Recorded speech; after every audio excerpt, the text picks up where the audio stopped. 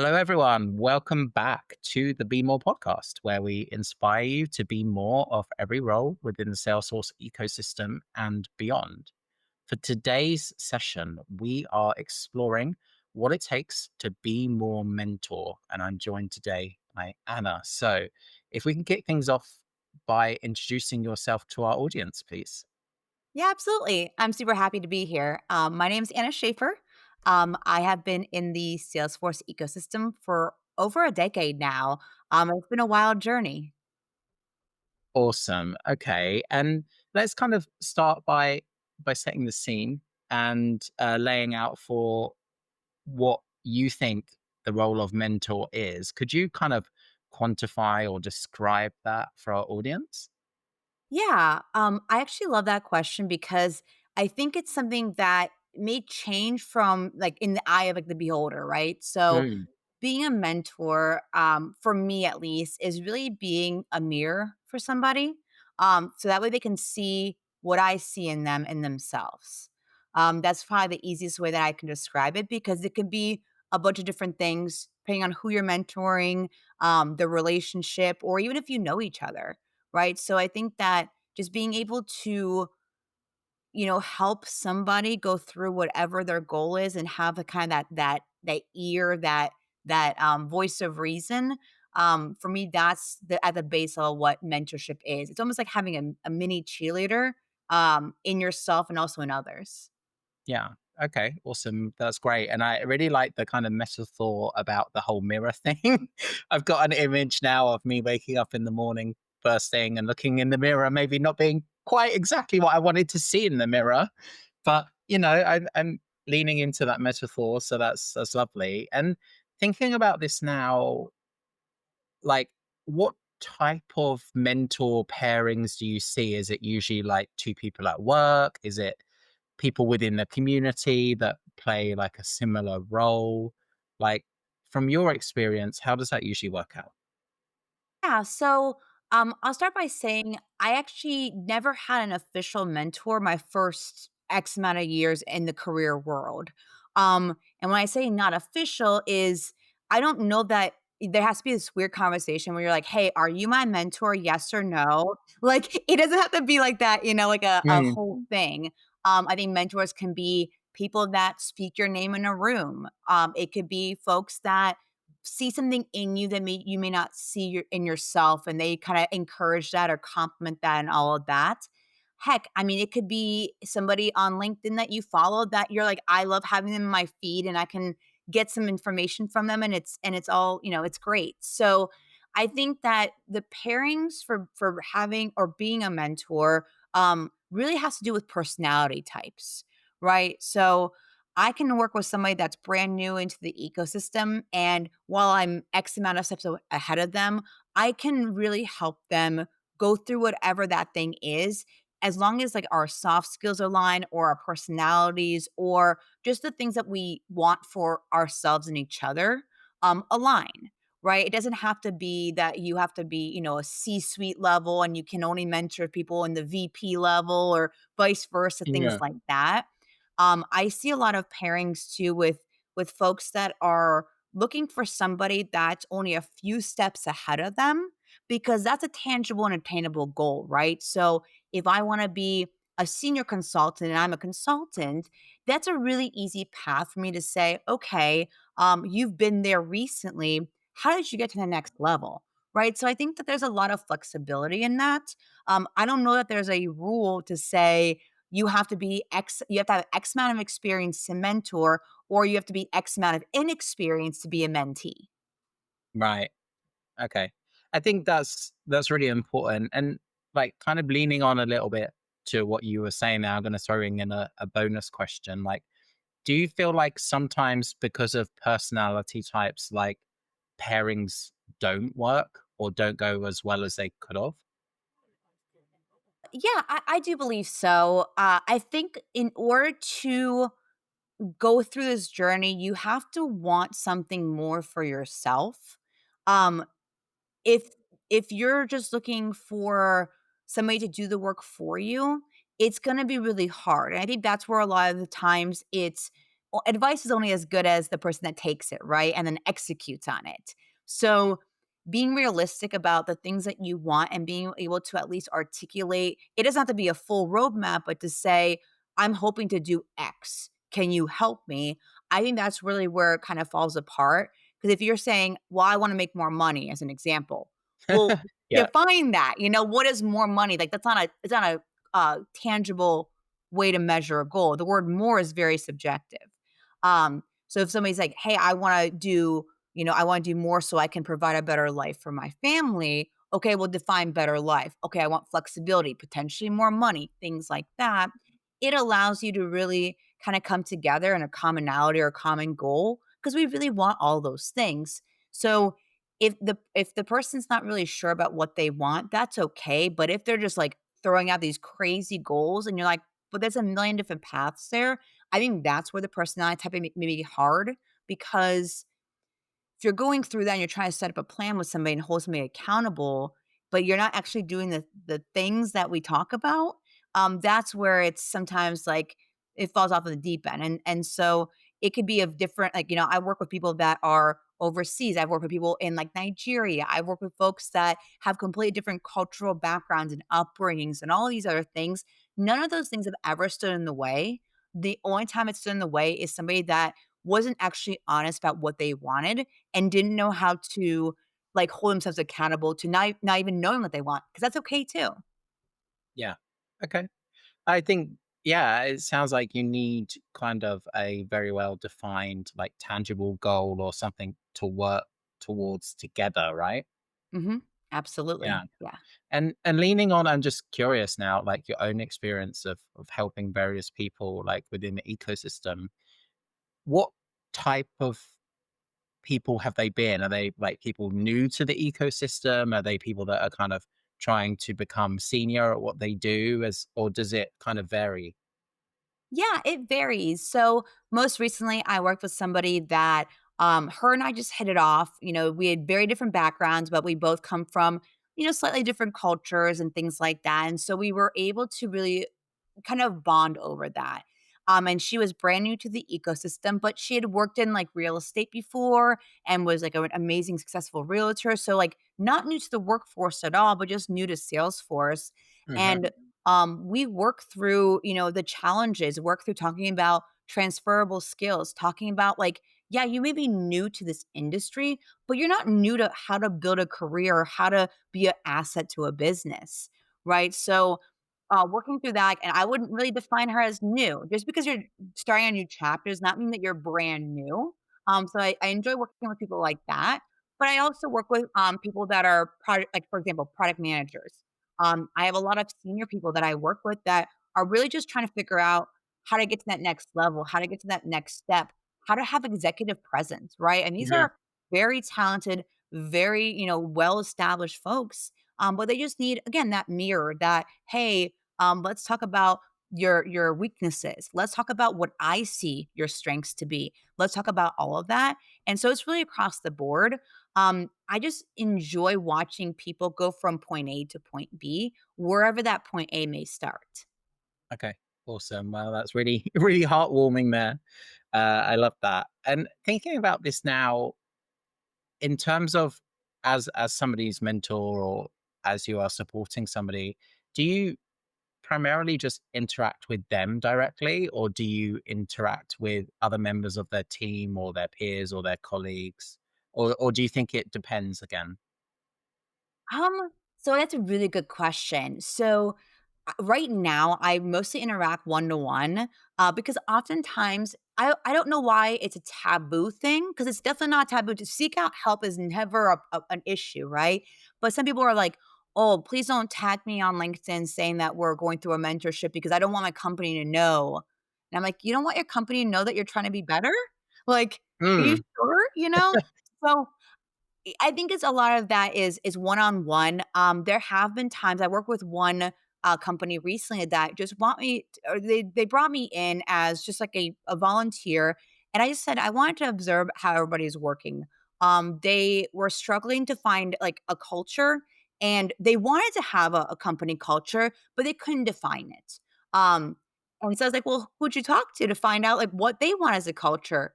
Crickets. Nobody was talking to each other. They wanted to create values and all these things, and and they're trying to figure out, like, "Oh, the guy from this company said we have to have tenacity, so let's put tenacity up there, and let's put, all these other words," and I'm like, "Okay, no, no, no." So that was a really cool experience because I got to sit in with every single person in a very safe space and say, what do you want? It's like, when you think about your Mm, dream place, you're coming into the office, you're excited to be here. Look around. Who are your team members? What are their values and what makes you excited? And that was a really cool thing because I was able to kind of be like that liaison between the people at the company and then the folks in leadership that all want the same thing. And so that was a really cool experience to be able to kind of mentor, and there was a couple of things that came out of that now folks wanted more mentorship, and so they wanted to really work with me on a different level, but that was the first time I actually was able to sit down and talk to other folks about what they wanted, and also mention some other wants, some of other people on their team to say, "Oh, does that interest you too?" "Oh, yeah, of course I want collaboration. That's a great call out," things like that, like, it's just crazy when you're in it, you don't always think about it. okay, awesome. And kind of leaning on to something that you mentioned there, like as part of that, going back to the like not wanting your employer to know type thing, like when you said that, I was kind of thinking in my head, like similar to what you said, do you not want your employer to know that you're taking responsibility for your own development and progression? Like for me, that's a weird concept, but maybe I'm just fortunate to have like a really supportive employer who would like encourage me to do that. Like, what do you think? Do you think that's quite common or? So, based on my experience, if you would have asked me this question probably 8 or 9 years ago, I would have been like, "Yeah, no, nobody wants you to, quote, unquote, be better," or, in this case, Mm, "be more," right? They want you to, depending on where you're at, they want you to stay as you are and do your yeah. thing and just, go. And I think that depending on where you're at, from a workforce perspective, for example, like where I'm at now, my team's incredible. My CEO is incredible. He always encourages me to do things even though they're uncomfortable. So I'm like, of course, why would I? I would never hide that I'm trying to develop myself in, for example, public speaking or, Mm, executive communication. Like I'm actually proud of that journey because I can, show something tangible. But I think some folks think that if they're better, their job will say, well, who are you doing it for? It's like the same thing when you go work out and your spouse is like, "Why are you working out? Is there somebody else?" And you're like, "No, no, no, no, no. I'm just trying to be better for myself, maybe for you, maybe for the, children, whatever it may be." But it's always like, "Is there somebody else?" And I think a lot of times folks are saying, if mm, I tell my employer and they're not supportive, are they thinking that I'm trying to leave them? And it gets them a little bit scared or shy. It's something like therapy. I think therapy is a very important, healthy thing, but mhm, it was yep, very taboo up until, X amount of years ago to talk about like, "Oh, so and so is like trying to make themselves better. Why? What are they trying to do now?" And so it's just like this, I like that it's a good concept to continue to say, "Hey, I'm investing myself. I'm taking, to your point, time out of my life. I could be doing anything in the world right now, but I'm trying to be better for me." And but the byproduct of that is I could be a better employee or a better friend or a better, whatever I'm trying to be better at. mm, yeah, okay, awesome. And thinking about this now, how do you fit this in along your kind of full-time responsibilities? Because your day job is something quite different, right? Yeah, yeah. So, yeah, I'm chief product officer at an ISV, so an independent software vendor built on Salesforce, and it's a startup too. So Right. you can tell I have a lot of free time, but yeah. So I think for me, I treat it like I would anything else. I make time for it because it's important to me, and I put it on the calendar. Right. I make sure that it's very transparent. I spend time making sure that I'm available for folks when they need to, because some folks don't have the luxury of doing it 5, 6 o'clock at night. They have families, they have children, they have all these things that they have to do, but they also want to be better. Right. And so I make time because I think it's important to me. And yes, my time is very valuable day to day, but this is very valuable as well. And I kind of look at that as like kind of spreading the multiplier, right? Spreading, being able to be that person to take the time out of your day, and it helps me too. I mean, a lot of this is me getting better. Any advice I give, I Mhm. won't give advice I won't take. So you know that the Yeah. next call I'm on, if I'm like, "Oh, no, I just gave this advice to be more, clear," and I'm not being more clear, I'm kind of a hypocrite, and so it kinda helps me in my day-to-day as well. Yeah, I think that's really important, holding yourself accountable and, doing as you say, as well as, like, getting other people to do that as well. Do you sometimes find, like, the whole scheduling thing, like, if you're supporting somebody and perhaps they've missed a number of different sessions or things like that, I have an opinion about this, so I'm gonna kind of throw it out to you before I share what I think, but is that like a red flag, like, that they are not committed or as committed as they should be? Like, do you ever see that? Yeah, so when I first started, I used to get very, very upset, I guess, because we're all human, right? When somebody cancels on you or they don't show up, you're like, "Did I do something?" Is maybe it was me or I scared them off or anything like that. Um, that was how I felt, just being transparent. But I have a rule, and so my rule is, especially like for example, for Talent Stacker, there's a kind of a set schedule. So you get 4 meetings. Um, the first meeting, if you are late, whatever, that's fine. We're just getting to know each other. No big deal. Doesn't bother me at all. If you have to reschedule because life happens, not a problem at all. But if you miss two, that we'll have a conversation about that. Like, hey, how committed are you? Is there something that maybe we can do together to make this a priority for you? Right? Because I don't know what goes on. We're all adults. Like, people have Mhm. a lot of Yep. things going on in their life. So I don't just write them off. I would say I do have a 3 call rule. So if you're no call, no show, or reschedule 3 times in a row, and it's the same meeting, then I would just ask that you come back whenever you are ready, and I'll be right here. No big deal, no hard feelings. Again, just life. Timing's a big thing. But I'm excited to hear about what your thoughts are on that. Yeah, I think I kinda have, like, a unwritten rule as well. First time is okay, second time is kind of like, "Okay, let's try not to do it again," and third time is when I would have the conversation about, like, do you actually have the time to support this? Are you able to focus on this? Or quite frankly, like, do you have other priorities? I think that's the type of conversation I would have. Yeah, yeah, and maybe sometimes they need help with that prioritization, and Mm, you having that conversation with them sparks something in them and say, "You know what? Actually, I'm just a serial rescheduler." I can't say that. It's really hard to say. Serial rescheduler. Wow, okay. yeah, Um, and that's okay, right? And that's something that you may have not known about that, but that now you can give them that grace. I mean, definitely we want progress on that. So it's like, "Hey, you showed up for 2 in a row. Like, that's awesome. That's really great progress." But yeah, I mean, I think that all of our times are, very important. And especially when you're trying to do it, during the day, or if you're trying to reschedule some things, it does kind of sting when things don't work out. But if you're doing it for the right reasons, which is helping people, sometimes people need help on just showing up. yeah. Yeah, I guess we're all different human beings, I'm really strong at, like, calendar etiquette, I call it, and, like, making sure my calendar is up to date. Because ultimately, if it's not up to date, then someone's gonna book a podcast with me when I've got another meeting, so it has to be up to date. So, yeah, I think that's kind of a personality trait there as well. So, thinking about this now, as your own journey kind of as a mentor, if you were to start that journey again, is there anything you'd change or do differently, do you think? It's interesting that you say that because the reason I started this journey in the first place was, I was working with like on Salesforce projects my like really early on in my career, and I used to think that as long as I put my head down, did the work, that would be great, and I would do the thing, and I would not ruffle any feathers, and everybody would be my executive team would be happy. Yeah. it's good, right?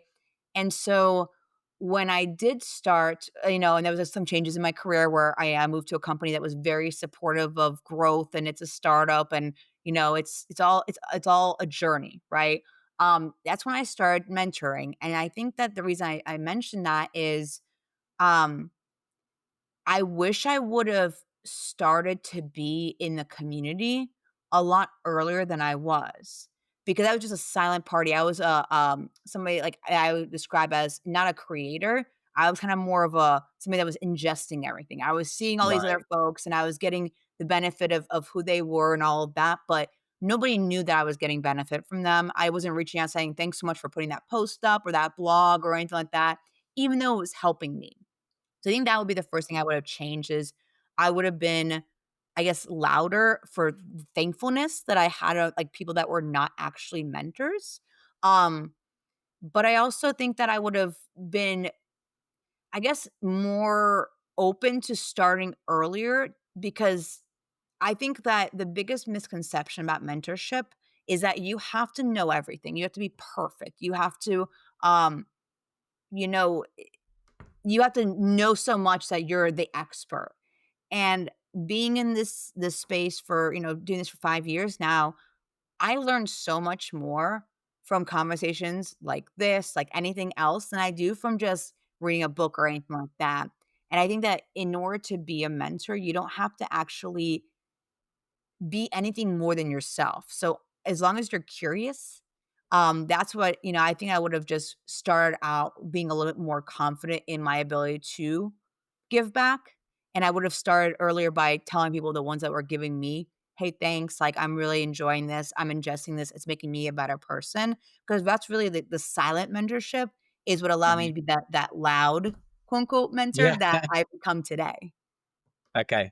Awesome. And thinking about this now, if there's somebody that's watching or listening and they're feeling inspired, right, and they want to potentially become a mentor themselves, what tips, advice would you give to that person, do you think?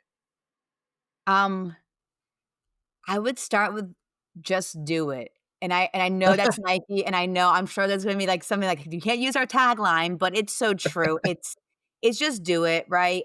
What does mentorship look like? It's practical, it's messy, it's human, we're all humans.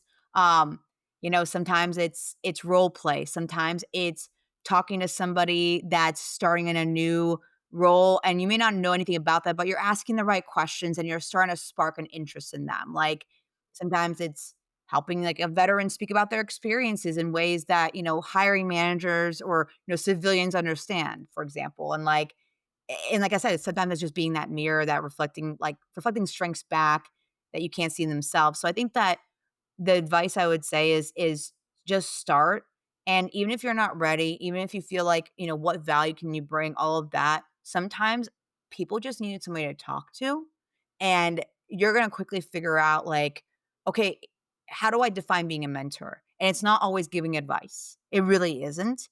It could be being curious. It can be being supportive. It could be honestly just keeping somebody's calendar up to date for them and be like, "Hey, not good enough," like, show up. And so I think that with folks navigating, burnout and career pivots and all of these things, imposter syndrome, um, being a mentor is not a badge.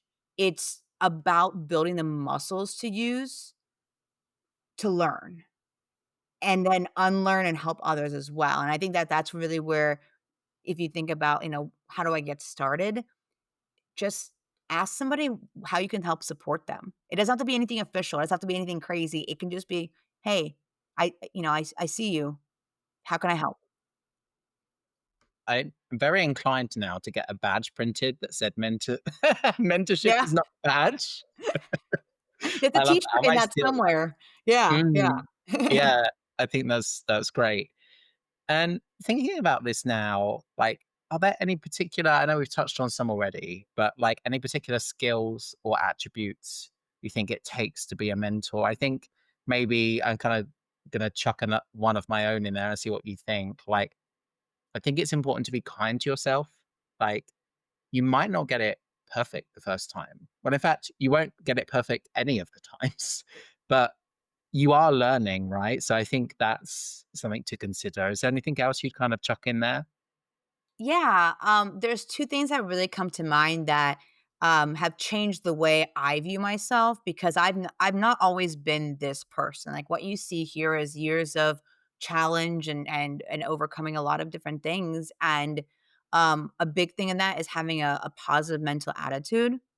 It's Mm, really saying, "Hey, even when it's hard, you're gonna be positive," and that positivity encourages others around you to then be that positive, it's almost like an aura. You can't fake that aura. If you're not there, you unfortunately can't help others because you're just gonna naturally go back to that negative mental attitude that, "No, not good enough, can't do it, great idea, but good luck," that kind of vibe. You don't yeah, want that, right? And so that to me just sticks to me very much like every time I think about every day, it's like I get to get up. It's not I have to get up and I have to go to the gym. I get to go to the gym and I get to get on these calls and talk to people. Like I get to do that, right? right. So that would be definitely a big thing. And then I think that this is something that's very hard, but it's very key. Guard your self-talk. Like, just guard it. Like, that voice in your head that's like when you same thing when you look at a mirror, like, "Oh, that's what I woke Yeah, up to today?" Like, "That's yeah, really? Like, that's it?" Or like, "You're not good enough," or, "They're gonna find out." All those things, guard that because if you can't speak nice to yourself, you won't be able to speak nice to others. You won't be able to speak nice to anybody around you. And then there's going to be all of these things that come with that. And when you're alone in your room, you can have the best mentorship meeting ever. And you're like, wow, I'm really helping somebody. But you're going to be back to where you were and you're gonna be doubting yourself now, and there is no good things that come out of that because that's your voice, that's your true reality, and so I would say those are the 2 things that they just resonate with me. It's how I try to live my life every day. Nobody's perfect, but I always go back to that voice in my head saying, "Guard your self-talk and be positive because you can't control everything." yeah. And do you know what? The part of that that really resonated with me, and maybe this is just because of my love of Drag Race, right? But if you don't love yourself, like, how can you love somebody else? I think that's really solid advice, right?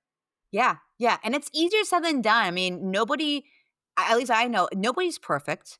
There you talk to everybody that, is Mm, doing all these things, and there's still gonna be one thing that they wanna change about themselves, but it's one thing to wanna change something about yourself, and it's another thing to be just negative about, like, not mhm, actually truly loving who you are, because at the end of the day, you gotta be alone with yourself. It's not anybody else, so you have to be really honest about who you are, and that's a journey. It's not gonna be an overnight thing, but talking to people, helping folks, having people say, "Hey, wow, you're really helping with this," or, "Hey, I noticed this about you," or, "I like this about you," really goes into that moment where things are hard. You may have, I don't know, failed a test, or you may have, for example, failed a certification, but being able to have that and go back to that safe space, which is you on you, I mean, you can't beat that. You absolutely can't beat that.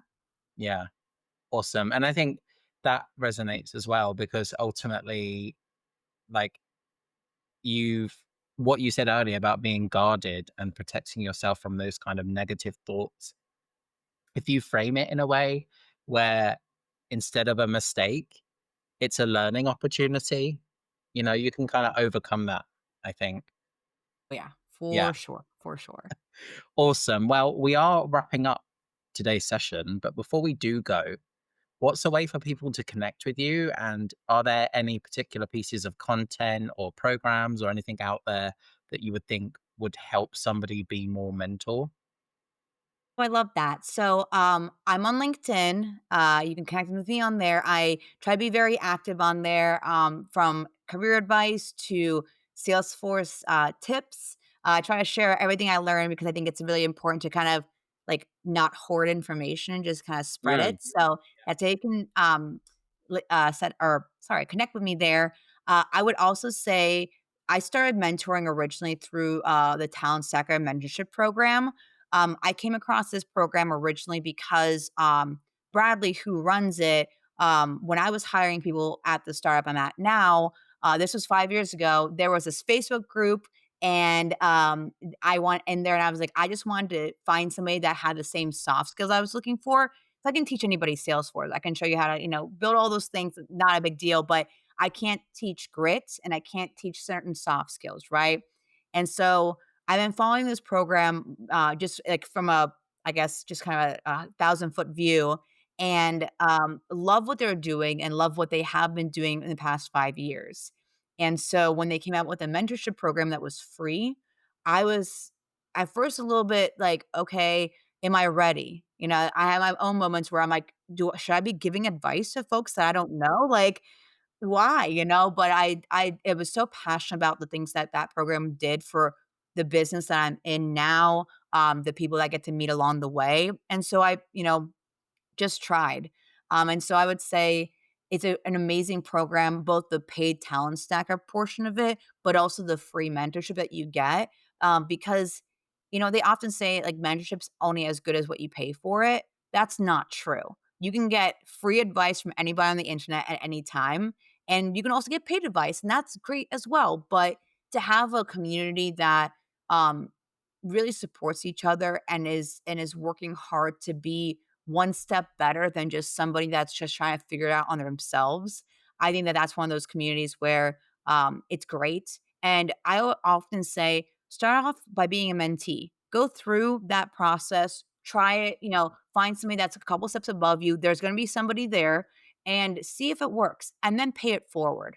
So many of my mentees have become mentors because they were with me a year ago. They got their role, they did the thing, whatever it was, they, accomplished their goal, and now they can kind of pass that torch forward. So, I would say definitely that, but as far as it, goes to, like, resources, I just kinda go the old school way. I listen to, Audible, audiobooks, Mhm. things like that. Yeah. I'm always trying to be 1% better. Um, but I don't know if there's a clear-cut way of being a mentor, because it's like, there's no playbook I use. There's no, roadmap that I'm saying, "Okay, we're on week 1, we're gonna do this, week 2 is this." Everyone's journey is different, so I would say, as long as you're kinda just confident in being able to pivot with folks on what they need, that would be the biggest strength there, and not all those things you can find on, some audiobooks and podcasts like this, to really just Yeah. be more, Awesome. Wow. I love the little plug at the end as well.